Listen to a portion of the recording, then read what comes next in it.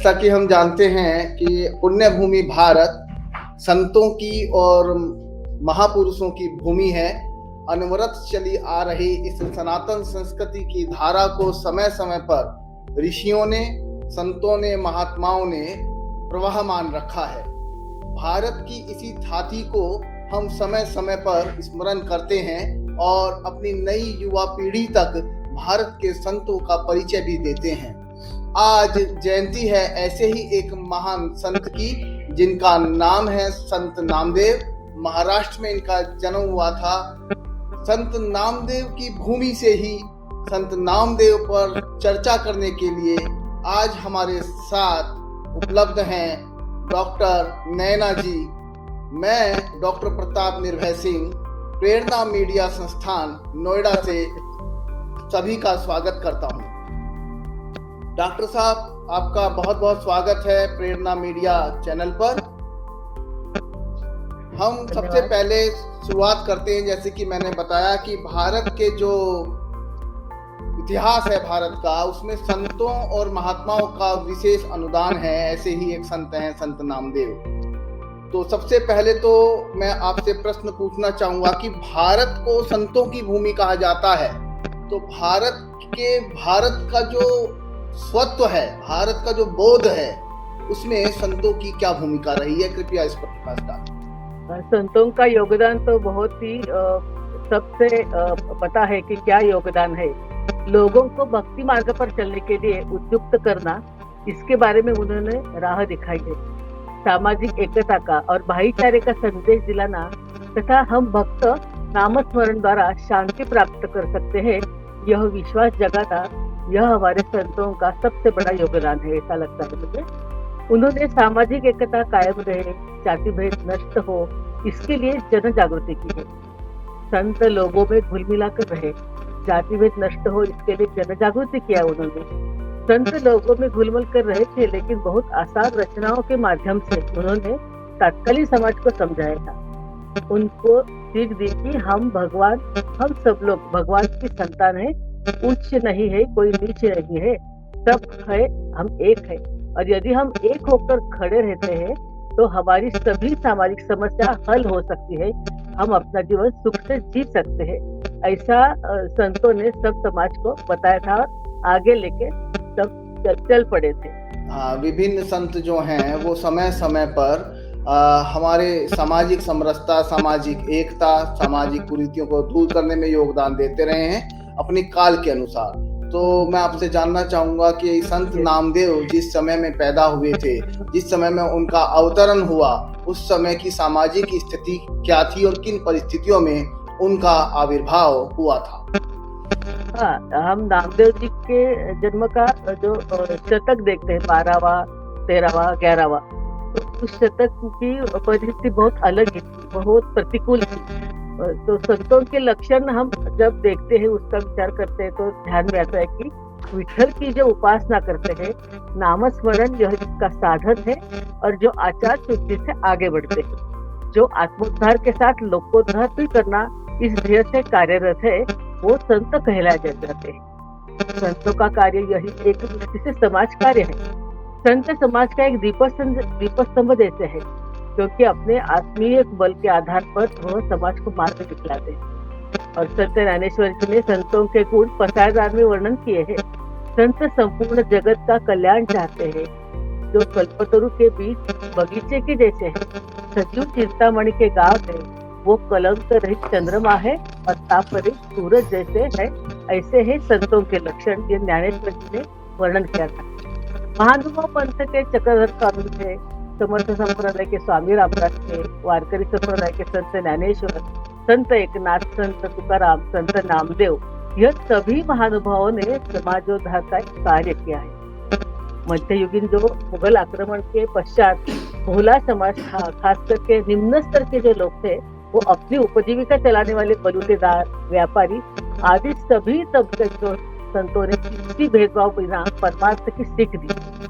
यदि उस समय की सामाजिक स्थिति का जायजा लेते हैं तो पता चलता है कि जाति भेद, आपस में मतभेद आदि से समाज का मानव बंटवारा हुआ था। विविध पंथ उपपंथ में समाज बिखर चुका था। और ऐसे में इस समाज को संगठित करके उन्हें सभी समस्याओं से ऊपर उठकर एक विचार देने की आवश्यकता है। एक ऐसा विचार जो सबको मान्य हो और जिसका आचरण करने में उससे कोई कठिनाई ना उठानी पड़े। यह विचार था नामस्मरण। नामस्मरण चित्त शुद्धि के बिना नामस्मरण कोई काम का नहीं। यह बात नामदेव जी ने स्पष्ट रूप से बताई। किसी व्यक्ति की पहचान उसकी जाति के आधार पर न किए जाए ऐसे वो मानते। वो कहते थे, तुलसी जिस आंगन में उगती है वह अपवित्र जगह की नहीं हो, लेकिन हम तुलसी को पवित्र ही तो मानते हैं। पुष्कळ भूमीवरी उगवली तुलसी अपवित्र केसी म्हणो नये, काकविष्ठे माझी जन्मे जो पिंपळ तवा अमंगळ म्हणो नये, दासीची या पुत्रा राज्यपद आले उपमा मागील देऊ नये, नामा म्हणे तैसा जातीचा मी शिंपी उपमा जातीची देऊ नये। तो पुष्कळ भूमीवरी उगवली तुलसी यानी किसी भी अपवित्र जगह पे तुलसी उगती है, लेकिन वो जगह ये हो अभी अपवित्र होगी, लेकिन तुलसी तो पवित्र ही कहलाती है। से अपवित्र मत हो। काकविष्ठा से जो बीज बोया जाता है कहीं पर भी, उससे पिंपल का पेड़ उग जाता है। तो पिंपल का पेड़ तो हम पवित्र मानते हैं, वो विष्ठा की बात हम करते नहीं, उसकी सोच भी नहीं कर सकते। दासी का पुत्र को राज्यपद मिला है तो उसके बाद उसको राजा ही कहलाएंगे, उसे दासी पुत्र मत कहलाओ। ऐसी जो सीख है वो नामदेव जी कहते हैं। संत चोखामेळा भी यह पिछड़े वर्ग से यानी अस्पृश्य जाति से आए थे, वही भी संत थे। तथापि नामदेव जी कहते हैं कि हमें उनका कार्य मानवतावादी दृष्टिकोण से देखना चाहिए। दीवार गिरने की वजह से संत चोखामेळा का मृत्यु हुआ, तब नामदेव जी ने स्वयं उसकी अस्थि विसर्जन के लिए पंढरपुर लाई और महाद्वार के सामने स्थापित की। यही घटना अलौकिक मानी जाती है सर, ये संतों के जीवन में। कोई भी सामाजिक परिवर्तन आसानी से नहीं हो सकता। संत नामदेव जी ने उसके लिए बहुत बड़ा संघर्ष किया है और अपनी बात लोगों के सामने प्रस्तुत भी की है। उन्होंने लिखे हुए अभंग 200 के करीब थे। नामाचा महिमा व नेण्याची पै ब्रह्मा, म्हणून या कर्मा अनुसरला, नाम हेची कर्म नाम हेची धर्म, केशव हे वर्म सांगितले। नाम शुद्ध स्नान नाम शुद्ध संध्या, नामाविण वेद आणि नाही, नाम होय गती नाम होय मुक्ति, नाम याचे चित्ती राम नाम। नामदेव जी जब अभंग लिखते थे तो मनोव्यापार पर भी टिप्पणी हुआ करते थे। मन चंचल है, प्रवृत्ति पापकी है और इसलिए मन सत्प्रवृत्त होने हेतु वासना त्याग करना चाहिए। सत्संग यही एक समाधान हो सकता है। मन में जो भाव है वही आचार के रूप में प्रकट हो जाता है। इसलिए सत्संग बहुत आवश्यक है। सद्भावना और प्यार जो हमारे हृदय से आने चाहिए वो हम उधार नहीं ले सकते। जो 3 बातें उन्होंने बताई वह है शुद्ध चित्त, ईश्वर भक्ति और सत्संग। यही उन्होंने इसके बलबूते पर ही सब सामाजिक कार्य आगे लेके चले गए। उनकी जो जीवन है नामदेव जी के जीवन, आप ये करेंगे कि उनका जीवन हम कैसे देखते हैं, तो संत नामदेव जी का जीवन है तो उपलब्ध जानकारी के अनुसार संत नामदेव जी का जन्म महाराष्ट्र की परभणी जिले में नरसी बावणी करके एक गांव है छोटा सा, उसमें 26 अक्टूबर 1270 में हुआ। उनके पिता का नाम था दाभाचे चिंपी, चिंपी यानी दर्जी, और माताजी का नाम था गोणाई। हालांकि पिताजी दर्जी थे, वे उनके जन्म के पूर्व ही पंढरपुर में आ गए। 11 साल की उम्र में उनकी शादी, लेकिन उनमें गृहस्थ जीवन पिताजी की ख्वाहिश नहीं। वे ईश्वर चिंतन में लगे रहे थे। मुख में विठ्ठल नाम और हाथ में चिपड़ा, एक किस्म का वाद्य है चिपड़ा, ऐसे ऐसे बजाते हैं और ये लेकर नामदेव जी मंदिर में तल्लीन होकर रहते थे। माताजी गोणाई यानी राजाई, इन्होंने बहुत समझाया कि लेकिन नामदेव जी नहीं मानते। एक अभंग में वो लिखते हैं, चिंपिया कोई माझा जन्म झाला, यानी एक दर्जी के घर मेरा जन्म हुआ है। परी हेतु गुंतला सदाची, पर मुझमें आस है हरिनाम। रात्रि माझी शिवी दिशा माझी शिवी, दिन रात मुझे दोष देते हैं गाली मिलती है। अराणुक जीवी नाही माझा, जिसकी मेरे मन को शांति नहीं है बेचैनी है। सुई आणि सातोळी कार्तिक गज दोरा, मांडीला पसारा सगळची। सुई धागा कैची लेकर मी बैठा, नामा म्हणे शिवी विठोबाचे अंगी, त्याचे मी जग धन्य झालो। मैं मुझे दिया हुआ दोष मेरे विठल की वजह से सुन लेता हूँ और इसलिए मैं खुश नसीब समझता हूँ, मैं धन्य हूँ, ऐसा नामदेव जी को लगता था। नामदेव जी की भक्ति की बहुत परिसीमा है और ये उनकी ईश्वर भक्ति की अति दृढ़ता भी है। इसका परिचय हमें दिखाई देता है हर एक संगत में। इसके नामदेव जी के तीर्थाटन किया था और समाज को भक्ति का संदेश भी दिया था। ईश्वर चिंतन करके हम मानसिक शांति और समाधान कर सकते हैं, साधना कर सकते हैं, यह विश्वास उन्होंने निर्माण किया। उनका जन्म महाराष्ट्र में हुआ, लेकिन पंजाब को अपनी कर्मभूमि उन्होंने मानी। तो पंजाब और महाराष्ट्र बहुत बड़ा अंतर है। ऐसे कैसे गए पंजाब में, हमें भी एक अचरज लगा कि वहां कैसे हो गए थे। तो उसका बहुत बड़ा एक इतिहास है, थोड़ा सा कथानक है उसका। तो वो भागवत धर्म के आद्य प्रचारक रहे नामदेव जी और संत ज्ञानेश्वर के बाद में उन्होंने 50 वर्ष भागवत धर्म का प्रसार किया।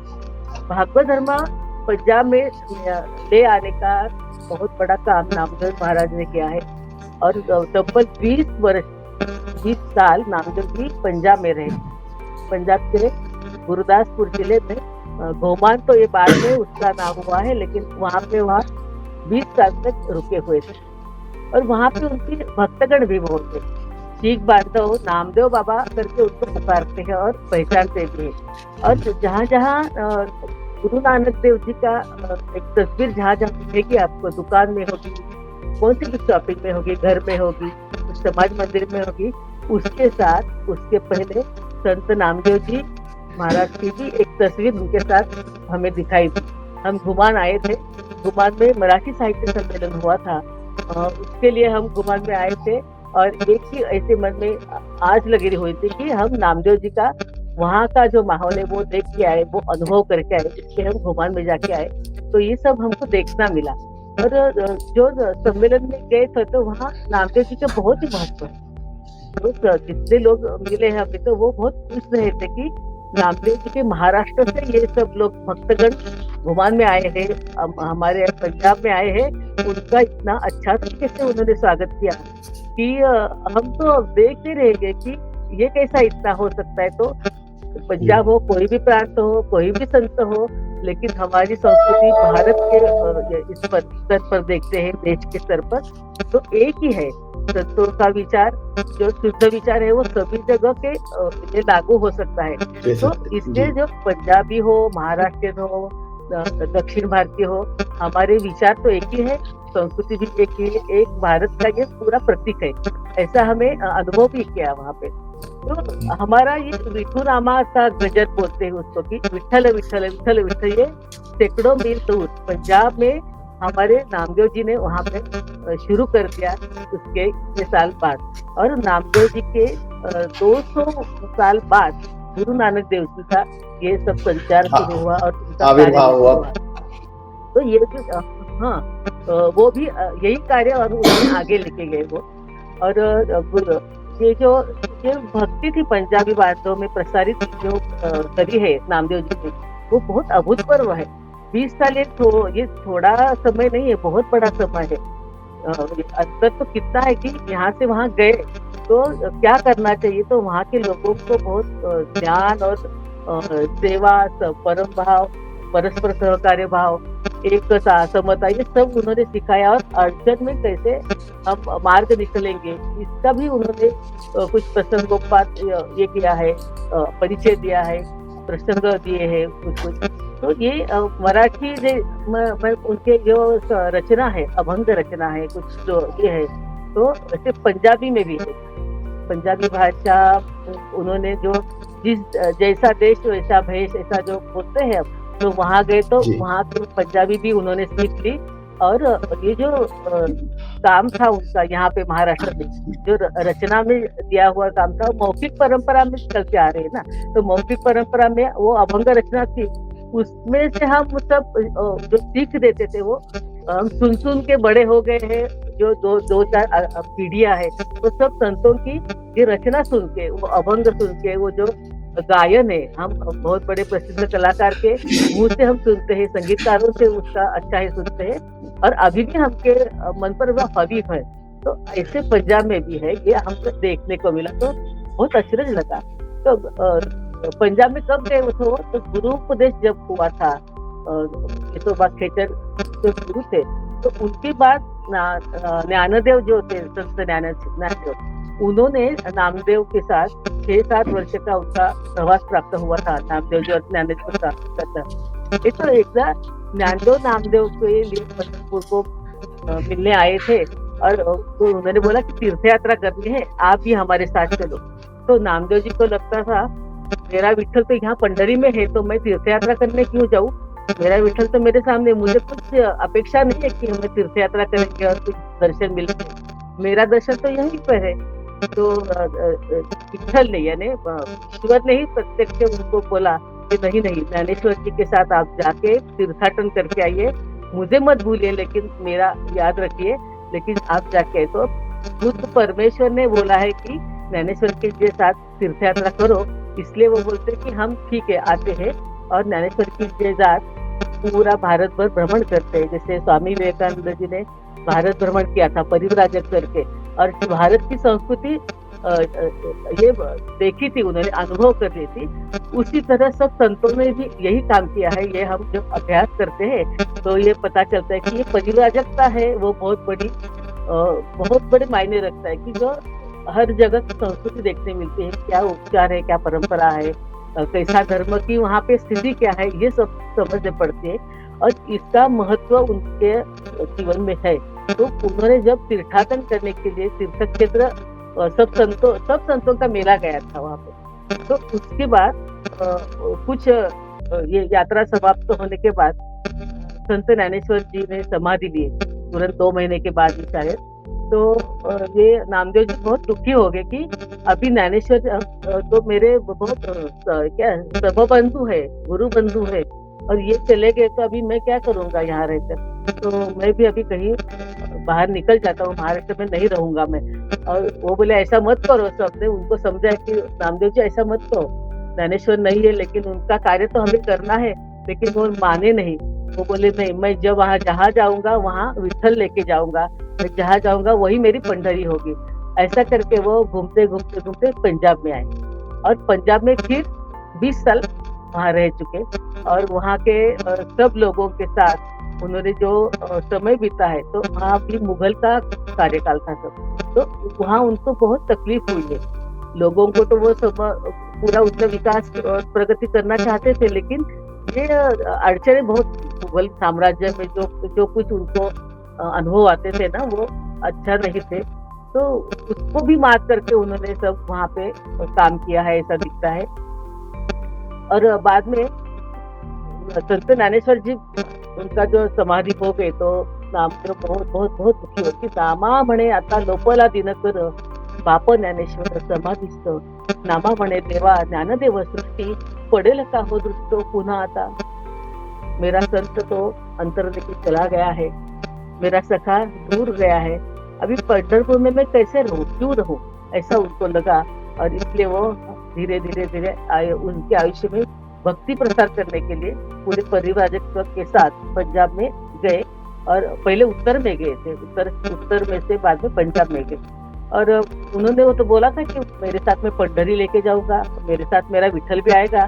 तो वही भक्ति वहाँ के जो भक्तगण थे, उनके शिष्य थे, उनको उन्होंने वही भक्ति का संदेश दिया और सिखा दिया। तो पंजाबी भाषा में पूरा ये उनके जो चरित्र है, उनके चरित्र में से हम देख सकते हैं, पढ़ सकते हैं। और पंजाबी भाषा में भी उनका चरित्र है, जैसे मराठी में है नामदेव जी का चरित्र, ऐसे पंजाबी भाषा में सब उनका चरित्र है। तो अमृतसर जिला जो भूतपिंड है, मरड़ है, भट्टीवाल है, ये तीनों गांव में वो रहे जब पंजाब में गए थे। और भट्टीवाल में जो नामदेव जी रहते थे, वहाँ एक तालाब है जो उन्होंने बनाया था, और वो तालाब अभी भी है, उसको नामियाना तालाब बोलते हैं। तो नामियाना तालाब करके पहचानते हैं। वहाँ भी उन्होंने खुद के शिष्य हुए, ध्यान धारणा करने के लिए वो जंगल में गए थे, और शांत और निवांत जो स्थल है वो स्थल उन्होंने चुना था। और वो स्थल यानी अभी का गुरदासपुर जिला घोमान करके है। तो घोमान में अभी उनका बहुत बड़ा मंदिर है, और मंदिर कंसेप्ट यानी मूर्ति पूजा पंजाब में नहीं है, लेकिन एकमेव मंदिर संत नामदेव जी महाराज का वहाँ पे दिखाई देता है।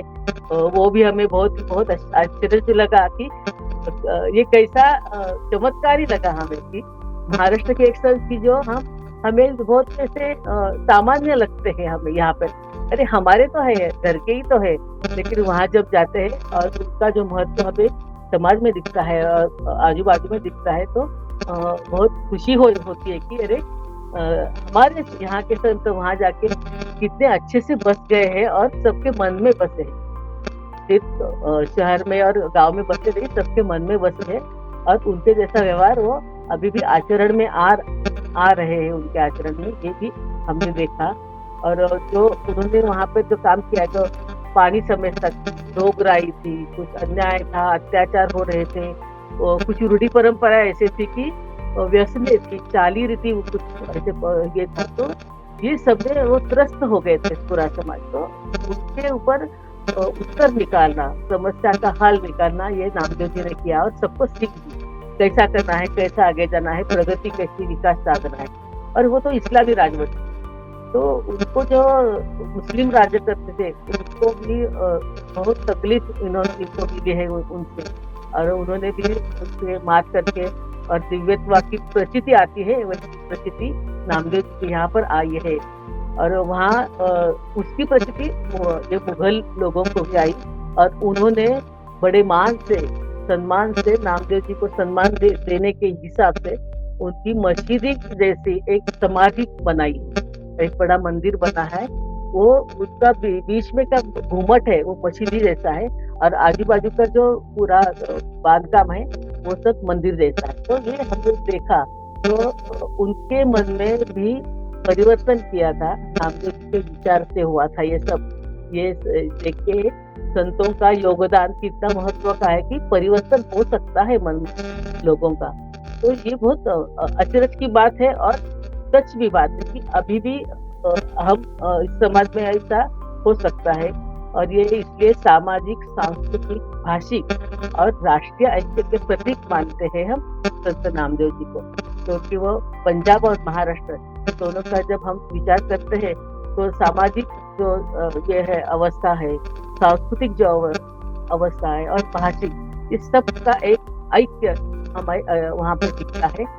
और उनका काम तो बहुत बड़ा काम है पंजाब में, क्योंकि सिख संप्रदाय का जो आदि ग्रंथ है उसका आदि ग्रंथ में संत नामदेव जी के 62 पदों का समावेश किया है उसमें। जैसे हमारी यहाँ पे रचना है अभंग रचना मराठी में, तो पंजाब में सिख इसमें भाषा में वहाँ पे 62 पदों का समावेश उसमें किया है। और वो पद जो है प्रातस्मरणीय माने जाते हैं, तो प्रातस्मरणीय उनका मनन करते हैं, उसका चिंतन करते हैं और बोलते भी है। तो नामदेव दरबार, नामदेव चरण कमाल और नामदेव तपियाना, ये नामदेव महाराज की तप करने की जो जगह थी, ये आज भी गुरुद्वारा करके वहाँ पे उपलब्ध है। और जैसे गुरुदेव जी के और गुरुद्वारा जो है वैसे गुरुद्वारा नामदेव जी के नाम पे भी वहाँ पे मिलते हैं। यही बहुत बहुत आश्चर्य की बात है और बहुत खुशी की बात है हम मराठी लोगों के लिए, ऐसा लगता है। और उसकी बड़ी बड़ी मंदिर भी है। तपियाना के बाहर तो सेवा, नामदेव जी की सेवा करना है। अभी के भक्त यानी अभी इसी परिस्थिति में जो भक्त है वो भी भक्त कैसे नामदेव जी के सच्चे भक्त, ये हमें उसका एक प्रसंग दिखा हमने। बाहर जो सबकी चप्पल और बूट पड़े थे, सबके अस्ताव्यस्त थे। जब आज दर्शन में अंदर जाते थे नामदेव जी के समाधि के, तो बाहर एक दो लड़कियां थी, वो लड़कियां वो सब बूट चप्पल इकट्ठे करके फड़के से पूछते, साफ सफाई करके फिर ऐसे व्यवस्थित वो जुड़ जाते थे, बनाए रखते थे। और बाद में बोला कि आप क्या है, नौकर है क्या, आप यहाँ पे नौकरी करते हैं क्या? नहीं नहीं, ये तो हमारी नामदेव जी की सेवा है, हम उसके भक्त हैं, इसलिए हम ये पायदान है वो सब हम साफ करते हैं और अच्छी तरह से स्वच्छ करके रखते हैं वहाँ पर। तो ये भी एक अलग बात हमें दिखाई पड़ेगी। अभी के काल में भी ऐसा हो सकता है, जो उसका जो काल था उनका 13वीं शताब्दी का, उसमें तो है ही, लेकिन अभी के मन में भी हमारे मन में उनके लिए कितना आदर भाव है, कितना संतों के लिए श्रद्धा है ये भी हमें दिखाई पड़ी। तो ये जो हम जब वहाँ पे गए तो लोगों को इतना आश्चर्य हुआ कि घुमान में जब महाराष्ट्र के सब लोग आए हैं तो वो बहुत ही उनको हम ही रामदेव जी के सब साथी है ऐसे करके हमारा स्वागत किया उन्होंने। और हर एक हमारे घर में पधारी है और हमारे घर में नामदेव जी आएंगे, आप आएंगे, तो ऐसी उनकी भावना थी। तो ये वो बहुत ही, और हमारे घर खाने आइए, उनका जो ये दातृत्व था पंजाबी लोगों का, वो हमें वहाँ पे बहुत अच्छा उसका अनुभव किया हमने।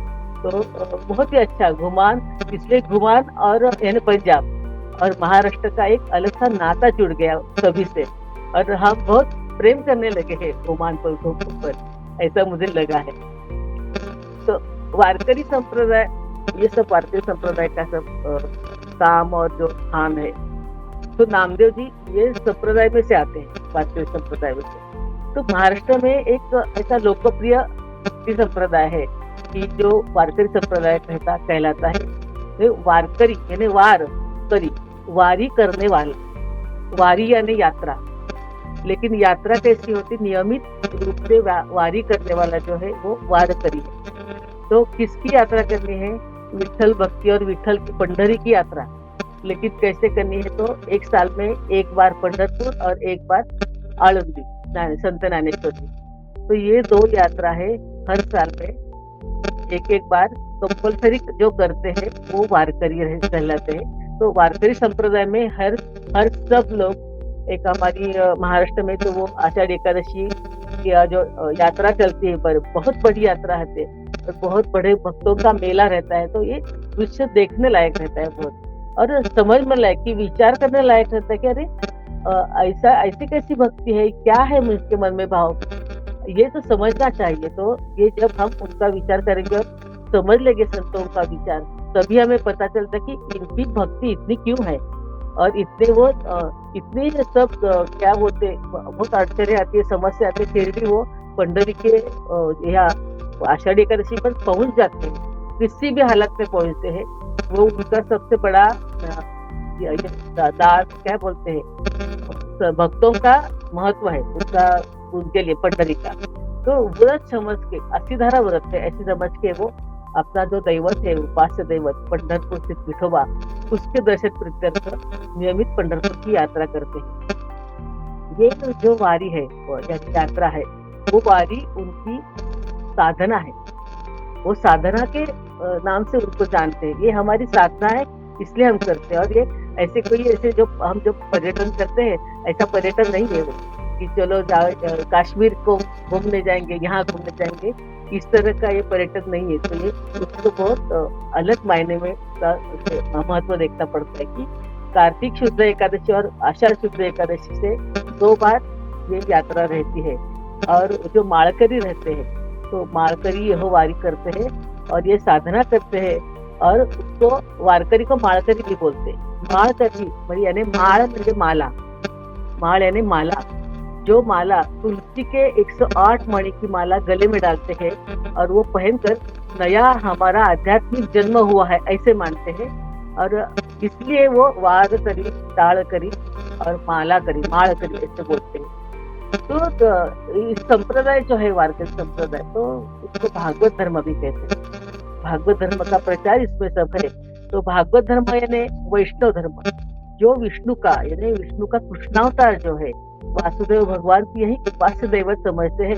और वारकरी संप्रदाय जो है वो यानी सनातन वैदिक धर्म की भक्ति को प्राधान्य देने वाला संप्रदाय यानी वारकरी संप्रदाय होता है। इसके नियम होते हैं कि हर साल एक बार पंढरपुर और आळंदी में यात्रा करनी होगी, सत्य बोलना होगा, परस्त्री को मातृ समान मानना होगा, प्याज, लहसुन और मांसाहार वर्जित करना होगा, मद्यपान वर्जित करना होगा, रोज हरिपाठ पढ़ना होगा और रामकृष्ण हरि का मंत्र जाप करना होगा, और प्रपंच में रोज की जो दैनंदिन व्यवहार होते हैं, जो काम करने हैं, वह विठल नाम स्मरण करते करते वो पूरे करना है, ऐसा नियम है। और ये नियम और वचन का पालन मन में ठान लेकर यह माला गले में डालते हैं और यानी वारकरी संप्रदाय की दीक्षा देते हैं, वो दीक्षा लोग लेते हैं।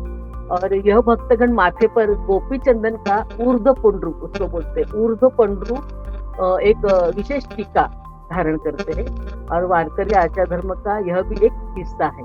तो ऐसे वारकरी बन जाते हैं और यानी भक्त बन जाते हैं विठ्ठल जी के। इस वारी में कीर्तन परंपरा रहती है, तो ये कीर्तन परंपरा बहुत बड़ी क्या दिशा देने वाली है। तो कीर्तन भी बहुत कथा जैसे कथकली, कथक में जो नृत्य की कला में से जो हम एक प्रसंग एक कथा कथन करते हैं, उस तरह कीर्तन में भी जो परंपरा है, उसी तरह कुछ हमें जो भारतीय मूल्यों का जो प्रचार प्रसार करना है, उस भारतीय मूल्यों को लेकर अलग अलग प्रसंग, अलग अलग उदाहरण देके ये सब संत लोग हैं जो कीर्तन वाले लोग हैं, कीर्तनकार है, वो सब लोग ऐसे इस टाइप में प्रकार में कीर्तन का काम करते हैं। और भक्तगण जो है उनके मन में, जो उपस्थित भक्तगण है उनके मन में भक्ति रस का परिपोष करना और भागवत संप्रदाय का प्रसार करने का उद्देश्य कीर्तन परंपरा में रहता है। तो संत नामदेव जी आद्य कीर्तनकार माने जाते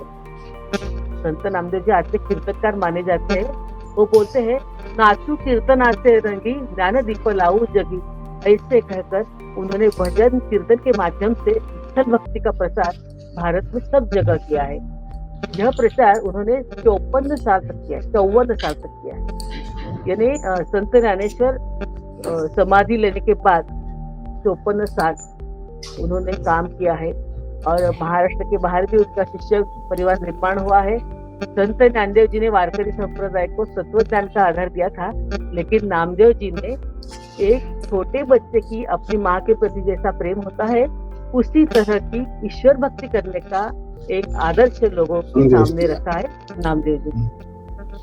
नामदेव डॉक्टर साहब बहुत अच्छा आप बता रहे हैं। मुझे लगता है कि ये जो आपने जानकारी दी है, बहुत नई जानकारी भी है इसमें। आपने किस प्रकार से 13वीं शताब्दी में जब कोई यातायात के साधन नहीं थे, महाराष्ट्र से निकले वो संत भारत की परिव्राजक परंपरा को पालन करते हुए वो उत्तरोत्तर भारत में पहुंचे और उत्तर भारत में फिर भी विशेष रूप से पंजाब को अपनी कर्मभूमि उन्होंने बनाया। इसके साथ ही आपने वारकरी संप्रदाय का भी हमें अच्छे से बताया, जिससे संत नामदेव संबंध रखते थे या जिससे उनको मानने वाले लोग हैं जो वारकरी कहलाते हैं, और वो भी यात्रा से ही संबंधित है कि यात्रा करके इधर से एक स्थान से दूसरे स्थान पर भगवत कीर्तन करते हुए भारतीय मूल्यों का संचरण समाज में वो करते हैं। तो जैसे हमारी नई पीढ़ी को हम अपने भारतीय मूल्य देने में हस्तांतरित करने के लिए हम बड़े तत्पर रहते हैं, तो आप उस दृष्टि से बताइए कि संत नामदेव जो है वो नई पीढ़ी के लिए किस प्रकार से बहुत लाभदायक महत्वपूर्ण हो सकते हैं। हाँ जी हाँ, अभी तो बहुत ही की जरूरत है, ऐसे मुझे लगता है। आज की पीढ़ी के लिए संत नामदेव जी की चीज बहुत मायने रखती। आज लोकशाही में जो परिस्थिति का उद्भव हो गया है, सख्त राजकीय वातावरण है, आरक्षण या जाति पाति के आधार पर जो हो रहा है वैचारिक आंदोलन है, समाज को बहुत विचलित कर रहा है। एक दूसरे के खिलाफ विवाद उत्पन्न हो रहे हैं, लोग कर रहे हैं, दिशाहीन कर रहे हैं, और हमारे सब संतों ने प्रतिकूल परिस्थिति के बावजूद समाज को एक संग रखने का काम किया और समता, बंधुभाव, एकता ये इसका संस्कार भी दिया था, जिससे समाज में शांति और आनंद की अनुभूति ले रहा था। और यह अब परिस्थिति बहुत बिगड़ी हुई लगती है। नामदेव जी ने महाराष्ट्र और पंजाब में जो समाज उन्नयन का काम किया है, वो जो सीख दी है, जो दृष्टि धारण करने की जो बात कही है, वह समझने की और आचरण में लाने की ज्यादा आवश्यकता है। हमारी संस्कृति सदा के लिए समाज में शांति और आनंद के पक्ष में रही। हम प्रेम भावना के आधार पर मनमुटाव चाहते हैं, न कि जोर के जबरदस्ती पर। लेकिन हमारे संतों ने यही कहा है, इसलिए अब हमारे युवक और युवती यह ध्यान से समझे और भर प्रयास करे कि यह परिवर्तन की ओर एक सही कदम होगा। बहुत बहुत धन्यवाद डॉक्टर साहब, आपने बहुत ही सरल शब्दों में संत नामदेव के बारे में बताया, भारत की संत परंपरा को भी विस्तार दिया। उसके साथ ही जो मूल रूप से महाराष्ट्र में प्रचलित है वारकरी संप्रदाय, हम जो पूरे भारत के लोग हैं उस वारकरी संप्रदाय से बहुत ज़्यादा जानकारी नहीं रखते हैं, अनभिज्ञ हैं, उसके बारे में भी आपने बहुत अच्छी जानकारी दी। और इसके साथ ही हमारी नई युवा पीढ़ी के लिए किस प्रकार से संत परंपरा और संत नामदेव जैसे संतों की शिक्षाएं आज भी महत्वपूर्ण हैं और प्रासंगिक हैं, आपने बहुत अच्छे से हमको समझाया। मैं आशा करता हूं कि आपके द्वारा दी गई जानकारी से हमारे दर्शक निश्चित रूप से लाभान्वित होंगे और भारत की इस संत परंपरा के महत्व को समझते हुए उनका प्रसाद ग्रहण करेंगे। बहुत बहुत धन्यवाद, आपका अमूल्य समय आपने हमारे प्रेरणा चैनल को दिया। आपका बहुत बहुत धन्यवाद। प्रेरणा मीडिया और आप सभी को बहुत धन्यवाद। देखो, मुझे यह संधि दी बोलने की, और नामदेव जी के लिए बहुत सारा प्रणाम।